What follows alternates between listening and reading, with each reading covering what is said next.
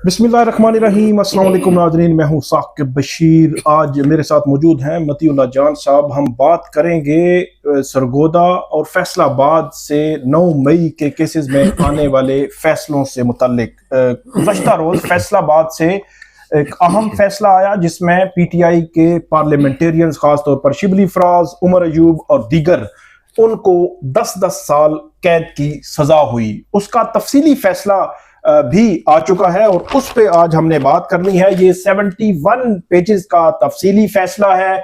इसमें हमने देखना है कि किस बुनियाद पर खास तौर पर वो लोग जो वकूए वाली जगह पे मौजूद नहीं थे, जो कॉन्स्पिरेसी या साजिश का एलिमेंट है इस पूरे केस में, और जो 2 मीटिंग्स चक्री और जमान पार्क की मीटिंग्स की बात की जाती है, उनको जज ने कैसे एक्सेप्ट किया है। और खास तौर पर फवाद चौधरी समेत दीगर जो मुल्जमान हैं उनको बरी किया है। फवाद चौधरी, उन पर भी साजिश की, इस कॉन्स्पिरेसी की मीटिंग के हवाले से इल्जाम था, लेकिन उनका डिफेंस अदालत ने कबूल किया है, उनको बरी किया है, जबकि जरताज गुल, उमर अयूब और दीगर के डिफेंस मंजूर या कबूल नहीं किए गए। वजूहात क्या थी?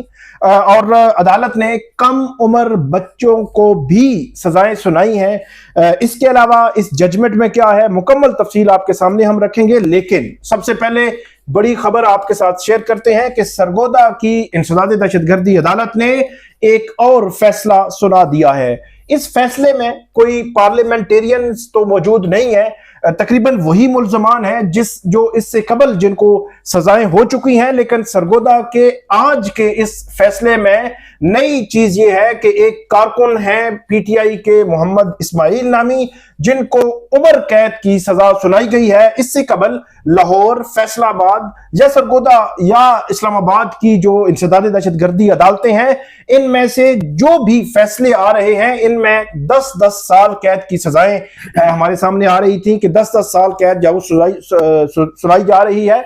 अब इस केस में एक मुल्जम को 25 साल यानी कि उम्र कैद की सजा सुनाई गई है। सरगोदा से शफकत अवान, जो मेंबर नेशनल असेंबली है पीटीआई के, उन्होंने एक बयान जारी किया जिसमें उन्होंने एक तफसील बताई। उन्होंने कहा कि मियां वाली की सिटी जो थाना है वहां पे 3 मुकदमात दर्ज हुए। उस 3 मुकदमात में से 2 मुकदमात के फैसले आए जून 2024 में, जिसमें पीटीआई के कारकुनान या लीडरशिप में से अगर कोई थे तो तमाम को उससे बरी कर दिया गया। लेकिन तीसरे मुकदमे में उनका यह कहना है कि ये भी सिमिलर नेचर के इल्जामात थे और इस मुकदमे में जो सजाएं हैं वो सुना दी गई हैं, बल्कि मोहम्मद इस्माइल को उम्र कैद की सजा जो है वो सुना दी गई है। सरगोदा का इंसदादी दहशतगर्दी अदालत का जो फैसला तफसीली आएगा तो उसके साथ हम तफसीलात आपके साथ शेयर करेंगे। अब हम आते हैं, लेकिन मुख्तसरन साकिब ये बताते चलें कि मोहम्मद इस्माइल वो शख्स हैं, वो मुल्ज़म हैं जिनको मोहम्मद अब्बास नामी जो जज थे सरगोदा एंटी टेररिज्म कोर्ट के, उन्होंने बरी कर दिया था दीगर मुल्ज़मान के साथ भी एक मुकदमे में।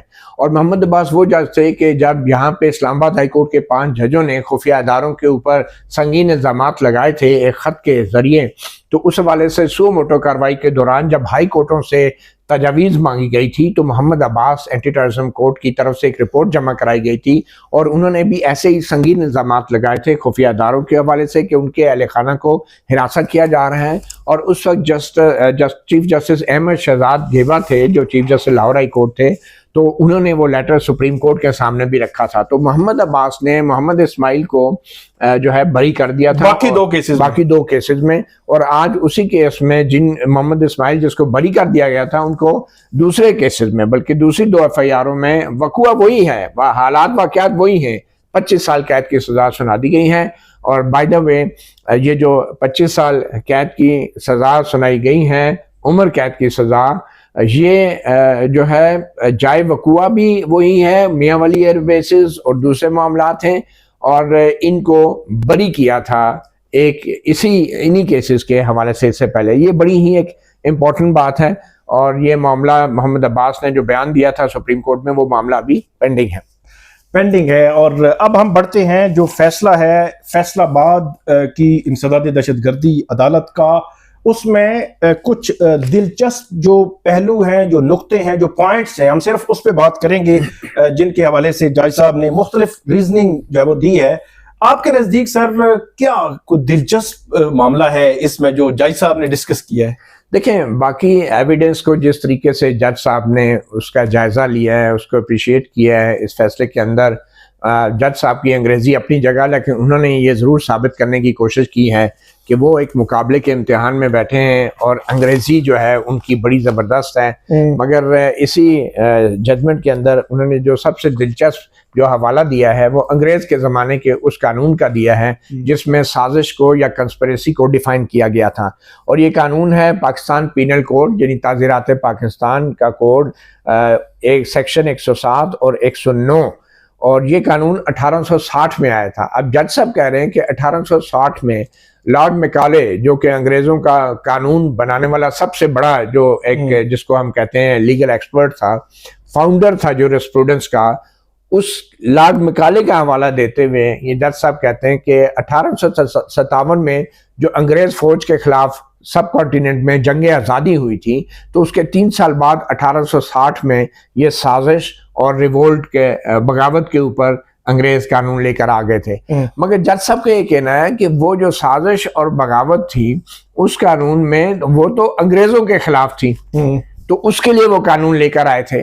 मगर अब ये कोई अंग्रेज तो नहीं है यहाँ पे कि लोग जो हैं वो बाहर सड़कों पे निकल आए और मतलब उन्होंने जंग आज़ादी से मुवाजना कर दिया इस 9 मई के सारे एहतजाज का जो फौजी तंजीमात पे हमले हुए। और जज साहब कह रहे हैं कि उस वक्त तो अंग्रेज फौज थी, यानी उस वक्त वो जस्टिफाई तो कर रहे हैं जंग आज़ादी को और हम भी जस्टिफाई करते हैं, फिर कहते हैं कि देखें कानून तो वही लगेगा। मगर आज जो फौज जो है वो अंग्रेज की तो नहीं है, फौज तो पाकिस्तान की है, फौज तो कौमी फौज है। तो भाई सवाल यही है साकिब साहब कि अगर फौज पाकिस्तानी है तो फिर कानून जो है अंग्रेज फौज का क्यों लगाया जा रहा है? तो इस कानून में लिख दिया जाता ना कि ये पाकिस्तानी फौज जो है ये अब अंग्रेज की फौज नहीं है। तो कानून आप वही लगा रहे हैं कि जो इस्तेमाली कुव्वतें जिनके इस्तेमाल के जरिए जो बड़े सगीर के अवाम को दबाती थी, गला घोंटती थी, उन्हें फांसियां देती थी, बगावत में जेलों में डालती थी, कानून वो अंग्रेज वाला ही है, सजाएं उतनी ही हैं। आप देखें सजाएं उतनी ही हैं, सिर्फ जज साहब कह रहे हैं कि अब फौज अंग्रेज की नहीं है। तो भाई आप उस अंग्रेज का दिया गया कानून जो है सजा उसके मुताबिक देते हैं तो बड़ा फख्र महसूस कर रहे हैं, और फिर दलील ये दे रहे हैं कि लोगों को सोचना चाहिए था कि यार चले कानून तो अंग्रेज का है लेकिन ये फौज तो अपनी है ना। अब तो वो 1857 वाला माहौल नहीं है, ये कोई जंग आज़ादी तो नहीं थी। लेकिन मुझे बड़ा ये इंटरेस्टिंग लगा कि उन्होंने कहा कि ये जंग आज़ादी वाले दौर के कानून है मगर फौज जो है वो अंग्रेज की नहीं है, और लोगों को ये सोचना चाहिए। अच्छा, ये जो सफ़ा 45 है, पैराग्राफ है 28, अब 29 पे अगर आप देखें तो 29 पे जज साहब ये कह रहे हैं कि जो इवेंट्स हुए 300 से जायद मुल्क भर में जो इवेंट्स हुए, इससे ये लगता है कि ये एक ऑर्गेनाइज्ड, एक प्लान तरीके से सारे जो इवेंट्स हुए और इसमें इंटेंशन भी शामिल थी इस सारे डिज़ाइन में। तो वो जो साजिश का जो बुनियादी तौर पर पहलू है, ये कह रहे हैं बगावत है, रिवोल्ट है, यानी सोच अंग्रेजों वाली है, ठीक है। और फिर कह रहे फौज तो अंग्रेज की नहीं है, आपने क्यों हमले किए फौजी? भाई आप खुद कह रहे हैं कि चूंकि 300 वाकयात हुए तो फिर ये तो बगावत हुई है, और ये भी कह रहे हैं कि तमाम बड़े शहरों में हसास तनसीबात के ऊपर वाकयात हुए, और जज साहब के बकौल ये सबूत है कि ये एक बगावत थी। भाई अगर ये बगावत थी तो फिर तो गद्दारी का मुकदमा चलना चाहिए था, और फिर आपने एक जुर्म के तौर पे ये भी कहा कि पीटीआई के जितने भी लोग थे अब हजूम में, तो उनके खिलाफ अलग अलग सबूत की भी जरूरत नहीं है। वो तो फिर अगर ये बगावत थी तो आप पीटीआई के खिलाफ बगावत का रेफरेंस भेजते सुप्रीम कोर्ट में, उस पर पाबंदी लगाते। आपने इंडिविजुअल्स को 10-10 साल कैद की सजाएं सुनाई, बल्कि आज आपने बताया 25 साल कैद की सजा, उम्र कैद सुना दी, मगर उनकी पार्टी जो है वो अभी भी बरकरार है। सियासी तौर पर देखा जाए उस पर पाबंदी नहीं लगाई गई। उस पर एतराज सिर्फ यह है कि अभी उन्होंने इलेक्शन नहीं सही तरह कराए। तो फिर ये कौन सा सबूत है कि क्योंकि 300 वाकयात हुए तो इसलिए ये तो साजिश है और ये तो बगावत है? साजिश के लिए आपने जो 3 गवाह पुलिस के कांस्टेबल रखे, उन बेचारों की 50-60 हजार रुपए तनख्वाह वाले सरकारी मुलाजमों को आपने गवाह बना दिया और पूरे मुल्क में एक बगावत के सबूत के तौर पे पेश किया, और उसके अंदर आपने जो लीडरशिप है उसको 10-10 साल कैद की सजाएं सुना दी, वो असेंबली से नायाल हो गए, लेकिन पार्टी मौजूद है और इंडिविजुअली किसी के खिलाफ एविडेंस जज साहब कहते हैं साबित करने की जरूरत ही नहीं है। तो ये बड़ी अजीब है कि जब एक जो है वो हुजूम हो तो फिर आपने उस हुजूम को ही जो है वो देखना है। ये जज साहब वैसे माजरत के साथ हजूम जो होता है वो भी यही करता है जो जज साहब ने किया है। हजूम भी बगैर सबूत के, ठीक है ना, वो किसी यूनिवर्सिटी के तालिब इल्म को तौहीन रसालत का इल्ज़ाम लगा के मार देता है, ठीक है। हजूम भी बगैर सबूत के कभी किसी ईसाई जोड़े को यही इल्ज़ाम लगा के कत्ल कर देता है। वो हजूम सबूत नहीं ढूंढता, वो कहता है बस। तो जज साहब ने क्या किया? जज साहब ने भी सबूत नहीं ढूंढा, वो कह रहे हैं हजूम, उन्होंने क्या दिया, हजूम है और सारा हजूम ही इसका जिम्मेदार है। फिर ये नहीं पूछा कि हजूम में था कौन कौन।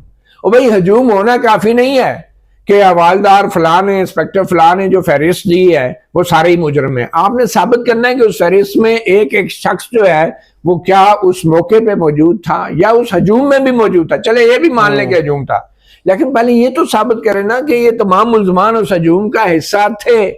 आप कह रहे नहीं हजूम होना ही काफी है, बस जो हवालदार साहब ने SHO साहब ने लिस्ट दे दिया सब काफी है। इसका मतलब जज तो SHO हुआ ना, फिर आप तो ना हुए। अच्छा, इसमें जो सबसे अहम मामला है वो है चक्री और जमान पार्क की मीटिंग्स का। ये पैराग्राफ नंबर 16 है, पेज नंबर है 39। ठीक है। इस पे जो डिफेंस काउंसिल्स थे, मतलब PTI के काउंसिल्स थे, उन्होंने ऑब्जेक्शन रेज किए जो असमत कमाल हैं उनकी जो स्टेटमेंट है उसके हवाले से। वो ये कहते हैं कि इन्होंने जो रपट होती है अराइवल और डिपार्चर की, लोकल पुलिस, मतलब अगर चक्री जो वहां पे चक्री का जो सर्विस एरिया है वहां पे मीटिंग हो रही थी, तो अगर रावलपिंडी के कोई भी इंस्पेक्टर उस एरिया में गए हैं तो उन्होंने उस पुलिस स्टेशन पर पहले अराइवल की फिर डिपार्चर की एक रपट देनी थी। तो इन्होंने ये ऑब्जेक्शन रेज किया था कि ऐसी कोई रपट मौजूद नहीं है। तो मतलब ये उस विटनेस को जो डिफेंस साइड है वो डाउट जो वो क्रिएट कर रही थी। इसके अलावा भी उन्होंने उस पर नहीं, लेकिन इसका जवाब जो दिया ना जज साहब ने, मैं जवाब की तरफ, हाँ, अब उस तरफ जरूरी है। पैरा 30 में, हाँ, उसमें आए ना, जरा वो एक्सप्लेन कर दे। 30 पैराग्राफ जो 30 है उसमें बड़ा इंटरेस्टिंग, वैसे मती साहब, जज साहब जो है वो एक तो कह रहे हैं कि इनके ऑब्जेक्शन में कोई वजन नहीं है क्योंकि ये कोई ऐसा छुपी हुई चीज, सीक्रेट नहीं है कि वायलेंट प्रोटेस्ट की जो कॉल है वो दी गई थी। वायलेंट प्रोटेस्ट की कॉल कौन देता है? नहीं, ऐसा मुझे याद है, मैं तो समझता हूँ ये तो इस बेवकूफी के ऊपर ही सजा फिर जायज है। अगर कोई वायलेंट प्रोटेस्ट की कॉल दे रहा है सोशल मीडिया पे या अपने जज साहब बेवकूफी पे उसको सजा दे। मैं हैरान हूँ कि जज साहब कह रहे हैं कि ये कोई सीक्रेट नहीं है कि ये वायलेंट प्रोटेस्ट की कॉल जो है वो PTI और ये साबित कहां से कर रहे हैं? ये उनकी स्टेटमेंट से वो नहीं, देखे ना, स्टेटमेंट की बात नहीं है, वो आप कह रहे हैं कि सोशल मीडिया अकाउंट्स और सोशल मीडिया पोस्ट जो हैं उनसे साबित होता है कि वायलेंट। अच्छा, वो पोस्ट किसकी हैं? क्या वो इमरान खान की हैं? क्या वो ये जो MNAs हैं जिनको आपने डिस्क्राइब किया, इनकी पोस्टें हैं? इसका कोई जिक्र नहीं। अच्छा, इसमें मैं पता नहीं वो बेचारा कोई PTI का बन के इन्हीं, मुझे आपको पता है कि एक और चीज भी है। मुझे याद है इमरान खान का जब 9 मई के केसेस में उनका फिजिकल रिमांड लेना था, तो वो मामला जब लाहौर हाई कोर्ट में पहुंचा तो लाहौर हाई कोर्ट के सामने ये सारी social media post, social media accounts की videos, tweets, each and everything जब प्रोसिक्यूशन ने पेश की, तो जज साहब ने प्रोसिक्यूटर जनरल पंजाब से पूछा कि इसमें वायलेंट होने का कहां पे जिक्र है? सही, जिस वायलेंट को इंसदादी दहशतगर्दी अदालत के जज साहब एक्सेप्ट कर रहे हैं और उसको सबूत मान रही है। उन्होंने कहा था कि वायलेंट का जिक्र कहां पे है कि आपने वायलेंट होना है। मुझे तो लगता है कि ये इल्जाम भी जज साहब ने फैसले के अंदर पहली दफा लगाया है। क्योंकि ये वायलेंट प्रोटेस्ट अगर कोई इल्जाम था तो उसका पहले तो ये साबित होना चाहिए था कि ये इमरान खान की पोस्ट थी, ये इमरान खान का इंटरव्यू था, इसमें वो ये कह रहे हैं कि भाई मारो, मरो, जलाओ, घेराओ, कुछ भी नहीं। क्योंकि सोशल मीडिया पोस्ट भी किसकी पोस्ट हैं कुछ पता नहीं। जज साहब ने अपनी तरफ से, अच्छा, उसके सबूत बना के पेश कर रहे हैं कि वो जो कह रहे थे ना, अच्छा, वो बल्कि ये भी कह रहे हैं कि चले अगर ये मान भी लिया कि इनकी आमद की और वानगी की रिपोर्टें थाने में जमा नहीं हुई इन 3 गवाहों की, अगर ये मान भी लिया तो भी सबूत तो मौजूद है ना, यानी जज साहब खुद ही डिस्कार्ड कर रहे हैं अपने 3 मेन गवाहों को कि भाई आप उसकी मौजूदगी वहां पे आप कह रहे हैं कि साबित नहीं हुई, चले वो नहीं भी हुई तो ये जो सोशल मीडिया पोस्ट है उनसे साबित हो जाती है। यानी बात वही बकरी और शेर वाली है ना, कि अगर तुमने पानी नहीं गदला किया तो तुम्हारे बाप ने किया होगा, और फिर भी उसे हड़प कर जाता है वो पानी जो है बकरी जो है शेर की तरफ से नीचे आ रहा। अच्छा, इसमें आप सर जो पैराग्राफ नंबर है ये PW है 19। अच्छा PW, अच्छा 19 पे पेज 20 पे आप आ जी, ये सारे सरकारी गवाह हैं असल में। ये पेज 20 पे है हसन अफजल, ये वो गवाह हैं जो जमान पार्क की मीटिंग का अलेज करते हैं कि वहां पे मौजूद थे। ये अच्छा, मैं कोई नाम पढ़ना चाहता हूँ, सब इंस्पेक्टर हाँ जी। अच्छा, ये मैं नाम पढ़ना चाहता हूँ। चले, इमरान खान के खिलाफ तो अभी ट्रायल नहीं हुआ, अभी उन्होंने कराना है। हमाद अजहर जो है वो कहते हैं जी वो PO है, वो रुपोश थे तो उनके खिलाफ। अच्छा, फरूक हबीब जो है वो फैसलाबाद में थे। और फरूक हबीब वो है जिन्होंने प्रेस कॉन्फ्रेंस की थी, जिन्होंने मजम्मत की थी, PTI छोड़ी थी, नई PTI ज्वाइन की थी। इस बुनियाद पर इनका नाम हमें कहीं पे नजर नहीं आता। आगे जमशेद इकबाल चीमा और जो मुसरत चीमा है, इनके हवाले से भी कहा जाता है कि इन्होंने भी प्रेस कॉन्फ्रेंस। आप ये कह रहे हैं कि फरूक हबीब के खिलाफ आगे केस ही नहीं चला और जज साहब ने कुछ फैसला ही नहीं दिया? फरूक हबीब साहब अब फैसलाबाद से है ना, उनके खिलाफ तो कोई केस नहीं था, कोई चालान नहीं आया, कोई कुछ नहीं हुआ। अच्छा, वो वैसे ही गायब हो गए अब दरमियान में से वो नहीं है, मतलब उनके खिलाफ। अच्छा, जमशेद इकबाल चीमा, मुसरत चीमा है, हाँ, और भी काफी। अच्छा, ये जमान पार्क लाहौर में मौजूदगी के हवाले से हसाम अफजल सब इंस्पेक्टर ने गवाही दी है। जी, आप ये जिस बुनियाद पर मैं आगे चलकर कह रहा हूँ ना, जिस बुनियाद पर इन्होंने शिबली फराज को सजा दी, अच्छा उमर अयूब को सजा दी। अच्छा, उमर अयूब के और शिबली फराज के दरमियान एक नाम आता है असद उमर। हाँ, असद उमर साहब जो है 9 मई 2023 को सेक्रेटरी जनरल PTI के थे। ठीक है, सबसे रेलेवेंट पर्सन, इमरान खान के बाद इंपॉर्टेंट पर्सन। और वायलेंट कॉल अगर किसी ने दी होगी तो असद उमर ने दी होगी, सेक्रेटरी जनरल। हमारे यहाँ जो एक आर्गुमेंट दिया जाता है कि आप जो है वो जिसने जुर्म किया उसको सजा मिलनी चाहिए, और इसमें कोई दो राय नहीं है, जिसने जुर्म किया सजा मिलनी चाहिए। लेकिन ये सिलेक्टिव जस्टिस क्या चीज है यार, कि जिसने जनाब कह दिया जी फलां की मजम्मत है और मैं पार्टी छोड़ता हूँ तो बस ठीक है जी, अब असद उमर उसमें से निकल गए, पाक साफ हो गए। मैं इस स्टेटमेंट पे इसलिए आया कि आपने सिलेक्टिव जस्टिस आप करेंगे तो फिर सवाल जो है वो इस पे उठते हैं। आगे बढ़ते हैं। अच्छा, इसमें मती साहब जो एक और बड़ी इंटरेस्टिंग चीज है, उमर अयूब और शिबली फराज दोनों अपोजिशन लीडर कौमी असेंबली के हैं और सेनेट के। अब मुझे समझ नहीं है इस बात की कि इनको किसने ये मशवरा दिया कि 342 का जो स्टेटमेंट होता है ना, आपने अपना डिफेंस देना होता है। आप पे अदालत 20-25 सवालात देती है, आपने उनके जवाब देने होते हैं, और आखिरी उसका सवाल ये होता है कि अगर जो है वो अपने दिफा में और कोई आप गवाह लाना चाहते हैं, कोई एविडेंस लाना चाहते हैं, वो ला सकते हैं। जिस तरह ये फवाद चौधरी का लिखा हुआ है, आगे चलकर हम डिस्कस करते हैं कि फवाद चौधरी अपने जो है वो डिफेंस में उन्होंने कुछ चीजें जो है पेश की। तो शिबली फराज और उमर अयूब ये दोनों पूरे इस ट्रायल में शामिल रहे, लेकिन आखिरी स्टेज पर इनको किसने मशवरा दिया मुझे नहीं पता, लेकिन 342 में ये नहीं थे, तो जज साहब ने इनकी तरफ से सरकारी वकील अपॉइंट किया, और सरकारी वकील अपॉइंट करके 342 करवाया, और उसके बाद फैसला सुना के इनको जेलों में भिजवा दिया। अच्छा, एक सेकंड देखें, जज साहब अगर कोई शख्स वकील अपना पेश नहीं करता, ठीक है, तो जज साहब उसको वकील दे सकते हैं जी, लेकिन उसके लिए जरूरी है कि मुल्ज़म माने तो सही ना। वो कहता है मैं वकील ही नहीं करता, नहीं मुल्ज़म मिले तो सही ना, मुल्ज़म मिले तो सही। अच्छा, दूसरी बात, चलें वकील लगा दिया, लेकिन मुझे ये बताएं कि 342 स्टेटमेंट जो है वकील के लिए, वकील के जरिए उस वक्त रिकॉर्ड होती है जब जो मुल्ज़म होता है वो उसकी इजाजत देता है। जी, इजाजत देता है, आपने फैक्ट्स बताता है। देखिए, कोर्ट वकील तो अपॉइंट कर सकती है, वो मुल्ज़म कहता है मैं नहीं वकील का, तो कोर्ट कहती है नहीं ये वकील तुम्हारा होगा।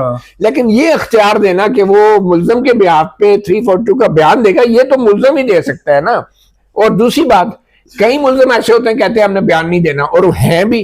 जी, जज साहब ने कहा ठीक है, उन्होंने नहीं दिया, यही हुआ। जी। तो फिर वकील को कैसे जबरदस्ती शिबली फराज और उमर अयूब का बयान ले लिया 342 का? असल में ये इख्तियार सिर्फ मुल्ज़म का है, 342 के बयान की इजाजत देना। जज साहब सिर्फ वकील लगा सकते हैं।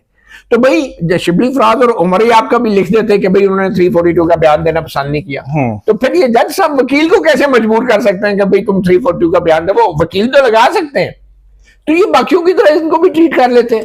अच्छा, उनका अपना वकील लगा के उस वकील को गवाह बना के उस अपनी मर्जी का बयान लेके जज साहब ने जो है उमर अयूब और उनको भी सजाएं सुना दी। उनको भी सजाएं सुना हालांकि दी। सिंपल लिख सकते थे कि उमर अयूब और शिबली फराज ने बयान नहीं दिया, नहीं दिया, आगे जैसे बढ़ते। बाकियों को नहीं दिया। हाँ बिल्कुल आगे ये है सेपरेट कर देते। ये है उनका जोश कि भाई इनको नहीं छोड़ना। उसमें एक और पॉइंट भी है ना कि आजम सवाती के खिलाफ केस था, तो आजम सवाती क्योंकि नवंबर और अक्टूबर के कुछ केसेस में गिरफ्तार थे, हाँ। तो वो वहां पे पेश नहीं हो रहे थे, तो उनका आगे चलकर आखिरी जो पैराग्राफ है वो अदालत ने लिखा है कि उसका हाँ। केस हम सेपरेट कर रहे हैं क्योंकि उनको अदालत में पेश नहीं किया जा रहा। अच्छा। तो फिर शिबली फराज और उमर अयूब का केस भी सेपरेट कर देते हैं, 342 में आए नहीं है, तो हम जो है वो उसका नहीं, या तो उनको 342 का बयान अगर नहीं देना चाह रहे वो तो आप लिख देते कि उनके पास नहीं है डिफेंस में कुछ, जैसे बाकियों का लिखा है। अच्छा, अब ये मैं कह रहा हूँ। अब आ जाए फवाद चौधरी जो है उन्होंने डिफेंस दिया है और जो बाकी लोगों ने सीडीआर दी हैं। अच्छा, अब इनका डिफेंस एक्सेप्ट किया गया है, वो पहले आप पढ़ दें किस बुनियाद पर जो है कौन सा फवाद चौधरी साहब का मनी बैग जो है वो मनी बैग गारंटी, एक तो फिल्म भी बड़ी दिलचस्प है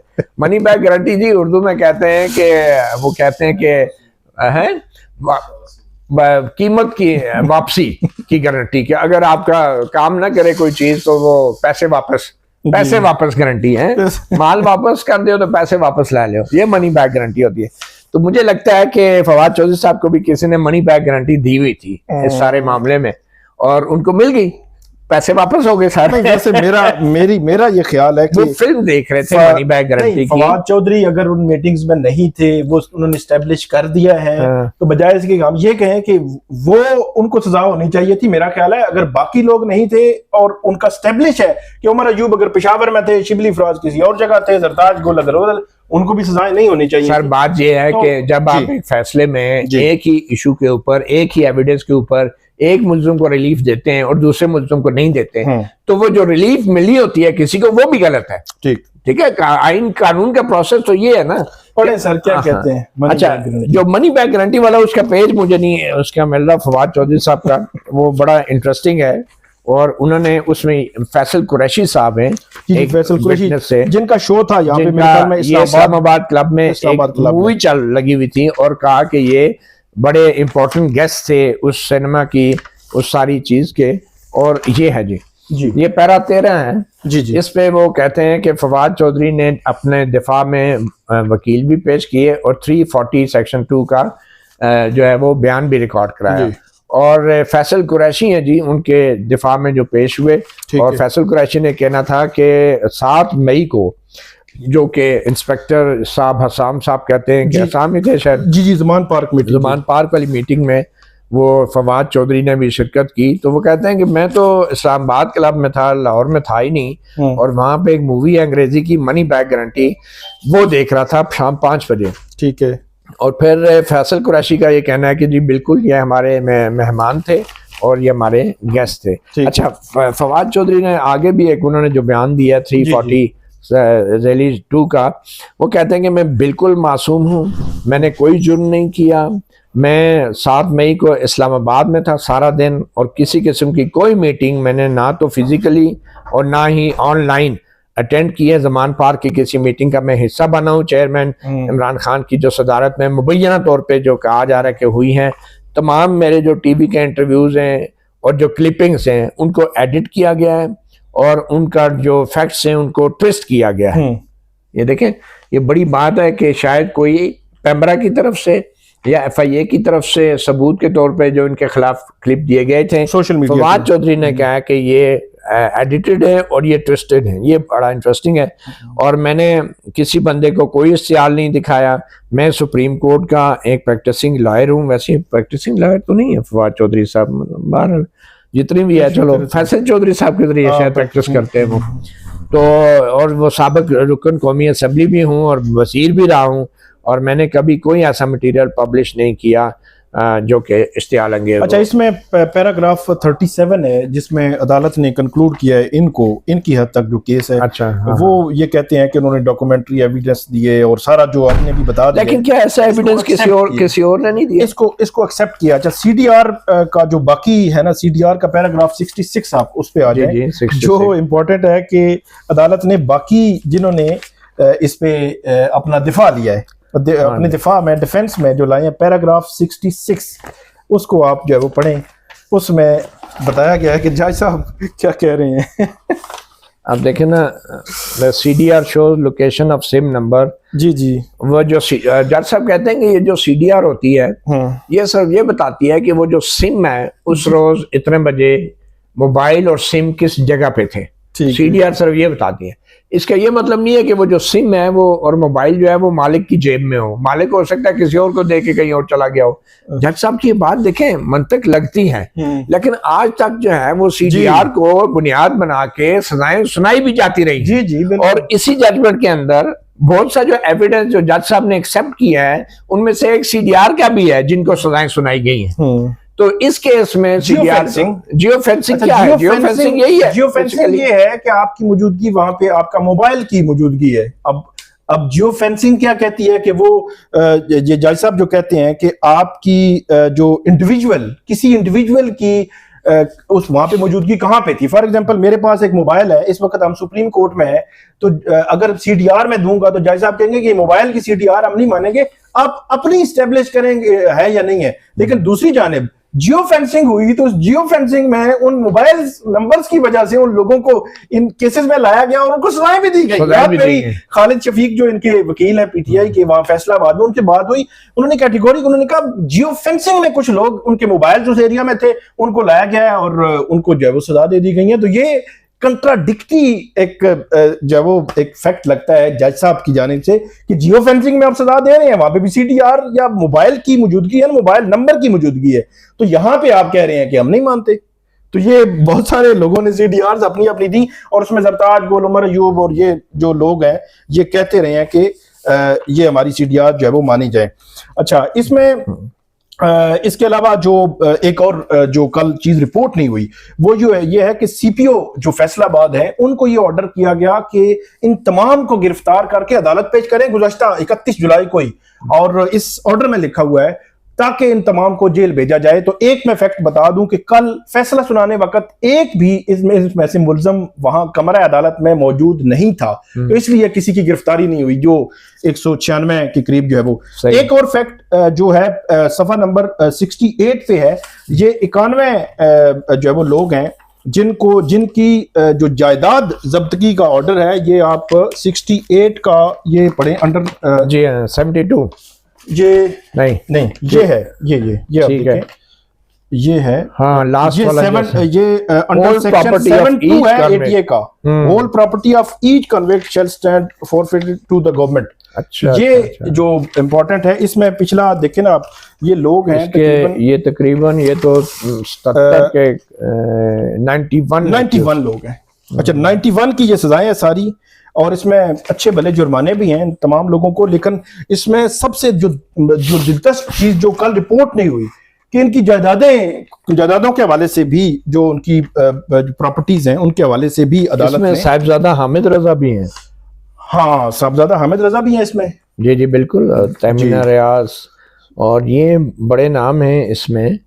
और अब साहिबजादा हामिद रजा जो हैं वो मेरे ख्याल में वो PTI के तो नहीं है, वो सुन्नी इत्तेहाद कौंसिल के हैं। वो PTI के इत्तेहादी और सपोर्टर होने की वजह से भी वो साबित हुआ कि वो उनको इसमें जो है वो रखा गया। और वो मेरे ख्याल में जियो फेंसिंग में उनको भी लाया गया है। अच्छा बिल्कुल। एक और साकिब जो आप जिक्र कर रहे थे छोटे बच्चों का 10 से ज्यादा ये बच्चों का बताया गया है कि कम उम्र बच्चे हैं। अच्छा, इस हवाले से कौन सी कोर्ट में हुआ है ये वाला? तो फैसलाबाद की जो दहशतगर्दी अदालत है उसी में हुआ है। अच्छा, लेकिन इस हवाले से मैंने चेक किया है जो वकला हैं जो माहिरीन कानून है कि क्या ATA कोर्ट कर सकती है, तो उन्होंने कहा हाँ ATA कोर्ट जो है वो कर सकती है।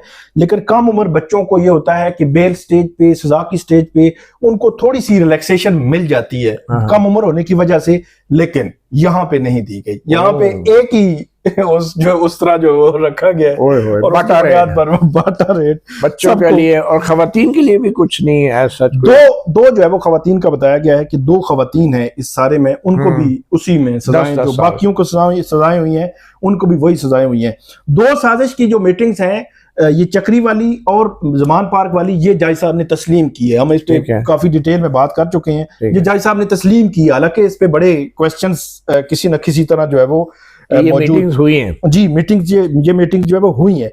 अच्छा, इसमें एक और जो चीज है, जो रात को मुझे जो पीटीआई के वकील थे फैसलाबाद के, उन्होंने ये दावा किया, उन्होंने ये कहा कि बहुत सारे लोग ऐसे थे जो उस दिन, क्योंकि जब वकूआ हुआ उस वकूए के 2-4 घंटे के बाद गिरफ्तारियां शुरू हुई, तो वो कहते हैं कि बहुत सारे ऐसे लोग जिनके हवाले से 342 में उन्होंने डिफेंस लिया कि हमारा पीटीआई के साथ कोई ताल्लुक ना माजी में रहा है ना अब है, तो इसके बावजूद उनको सजाएं दे दी गई हैं। उनका पीटीआई के साथ ताल्लुक भी नहीं था, तो उनको उस दिन क्योंकि एक हुजूम में पकड़ा गया, जो लोग आ रहे थे पुलिस पकड़ रही थी। लेकिन ये बात भी है कि काफी बड़ी तादाद में लोगों को बरी भी किया गया है जी जी, उनके खिलाफ, जिनके खिलाफ एविडेंस नहीं हुआ, या 88 लोग हैं को जो है जिनको जो है वो बरी किया गया है। 162 हैं जो जिनको जो है वो इस सारे जो है वो मामले में सजाएं हुई हैं। अच्छा, एक पैराग्राफ हम पढ़ना भूल गए हैं कि जब बड़े पैमाने पर मुल्जमान हो, उस पे आपने वैसे बता तो दिया है कि जब बड़े पैमाने पर मुल्जमान हो, पैराग्राफ हजूम वाली जो बात, फिर जज भी हजूम बन जाता है फिर उसको भी सबूत की जरूरत नहीं होती, क्योंकि बड़े पैमाने पे हो रहा है,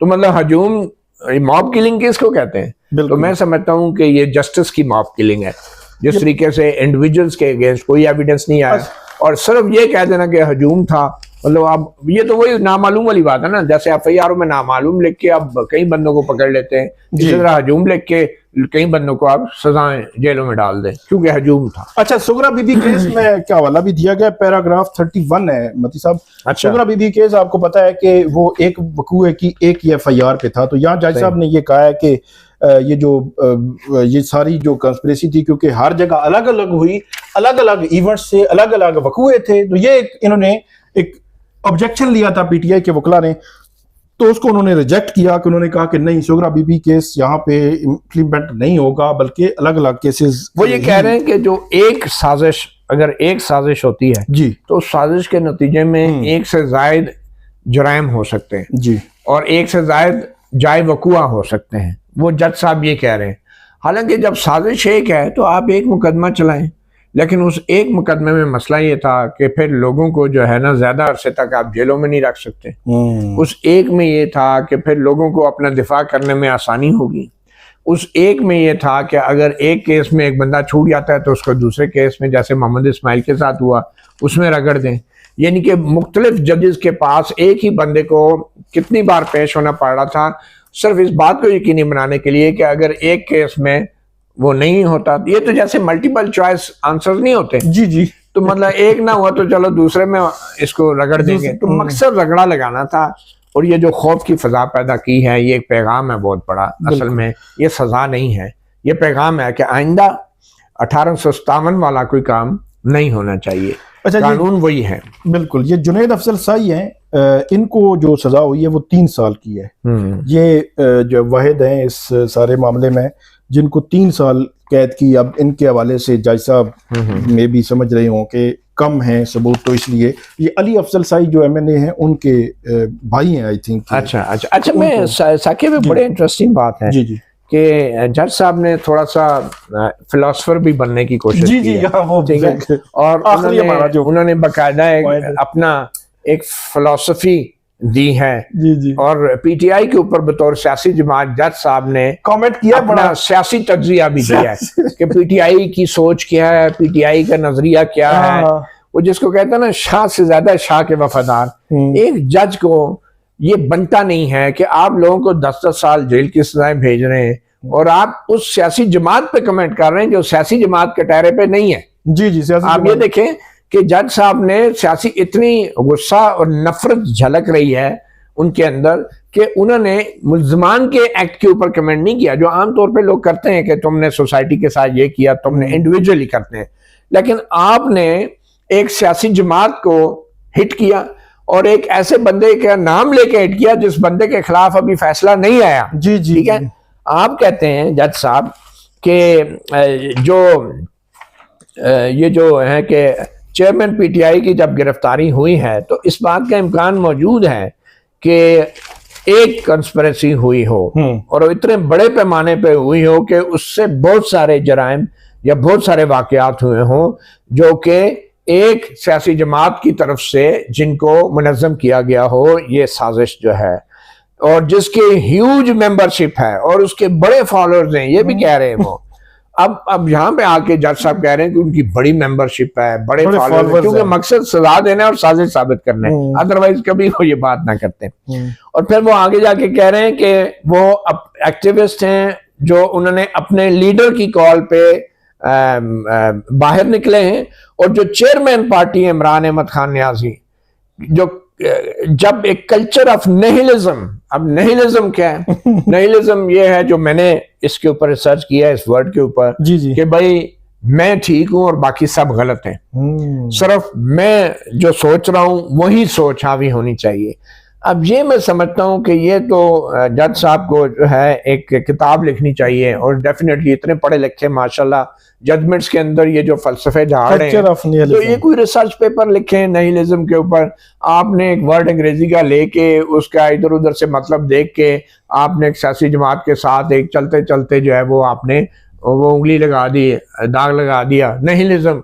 अब जज साहब ने वो लिख दिया कि ये समझते हैं कि हम ही ठीक है, मतलब फिलोसफर बन गए जज साहब। और आगे जाके कहते हैं कि ये जो सेल्फ राइटियसनेस है, और ये इसकी वजह से 9 मई के वाकयात हुए हैं, जो कि सियासी कदरों के बरखिलाफ हैं, और जो बैनुल-अक़वामी सतह पे तस्लीम शुदा असूल हैं, और जो महज़ब कौमें हैं उनके इक़दार और उनके असूलों के खिलाफ हैं। और ये वो महज़ब कौमें जहाँ पे डिफरेंस ऑफ ओपिनियन को बर्दाश्त किया जाता है। माशाल्लाह जज साहब, डिफरेंस ऑफ ओपिनियन को बर्दाश्त किया जाता है। और ये लेक्चर आप दे रहे हैं लोगों को, इमरान खान को और पीटीआई वालों को जज साहब लेक्चर दे रहे हैं। और फिर एक इफेक्टिव पॉलिटिकल सिस्टम के लिए ये जो कार्रवाइयाँ डाल रहे हैं और सजाएं दे रहे हैं, इससे माशाल्लाह पॉलिटिकल सिस्टम और भी ज़्यादा इफेक्टिव होगा। तो ये जज साहब ने अपनी एक फिलोसफर बनने की कोशिश की है। मैं वैसे जानना चाहूंगा कि इन्होंने कितनी किताबें लिखी हैं अपनी जिंदगी में और कितनी किताबें पढ़ी हैं, ये भी आप देखने वाली बात। जावेद इकबाल शेख जो है वो जज साहब हैं, हाँ ये जिन्होंने ये फैसला जो है वो दिया है, माशाल्लाह। तो ये पॉइंट से चीदा एक जावेद इकबाल साहब तो नैब के चेयरमैन भी जी। तो ये चीदा पॉइंट्स थे जो इस फैसले में जो है वो जिक्र किए गए हैं। मजीद जो है वो अभी जो सरगोदा का जो फैसला है 9 मई के हवाले से वो आएगा, तो उस पर भी हम तफसील के साथ बात करेंगे कि सरगोदा के एटीसी के जज क्या सोचते हैं। क्योंकि अगर 9 मई के हवाले से माजी के 8-10 माह में हाई कोर्ट्स और मुख्तलिफ एटीसी कोर्ट्स के फैसलों का जायजा लें, तो हर जज ने अपनी एक सोच रखी है। जिस तरह सरगोदा का हमने कहा 2 केसेस में उसने बरी कर दिया, तीसरे में उन्होंने उम्र कैद दे दी, तो ये एक मतलब टोटल 2 इंतहाएं लग रही हैं। मैं फिर भी ये कहूंगा कि जो कुछ 9 मई को हजूम ने किया, अब एक अदलिया के जजों का हजूम है जो वही काम कर रहा है निज़ाम इंसाफ के साथ। बहुत शुक्रिया नाजरीन, आप हमें इस वीडियो पे फीडबैक दीजिएगा। अल्लाह हाफिज। अल्लाह हाफिज।